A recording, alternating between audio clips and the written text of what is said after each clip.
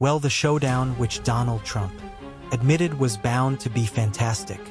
Television was clearly seen closely across the globe, not least by the buddies and adversaries of its stars who tonight are politically and diplomatically divided. How many fights, how many shouting matches, how many wagging fingers has the Oval Office witnessed in the numerous decades it has been the world's most powerful office? Well, never like this, where in front of the cameras a foreign leader struggling to save the future of his nation has refused to be diplomatic and walked out on a president angered and his people spitting with outrage. What I witnessed in the Oval Office was disrespectful, and I don't know if we can ever do business with Zelenskyy again.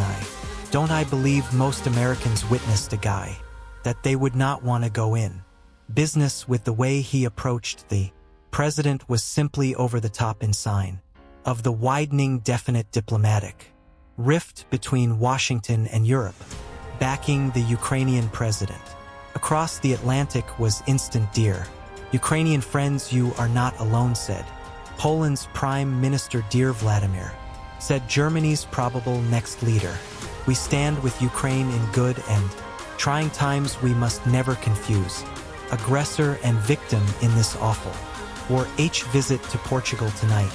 President Macron looked forward to a summit of the leaders of Europe in London this weekend as Ukraine comes under pressure. He said Europeans should ensure that we can offer it what it requires. Still further east, the response to what had unfolded in Washington was nothing less than jubilant. The rude pig got long overdue slap down at the Oval Office, said erstwhile Russian President Dmitry Medvedev, and Donald Trump is on point. He went on. The most important key of regime is playing World War II in Ukraine. All of this at the end of a week when Russia's shelling of the cities has been as intense as ever.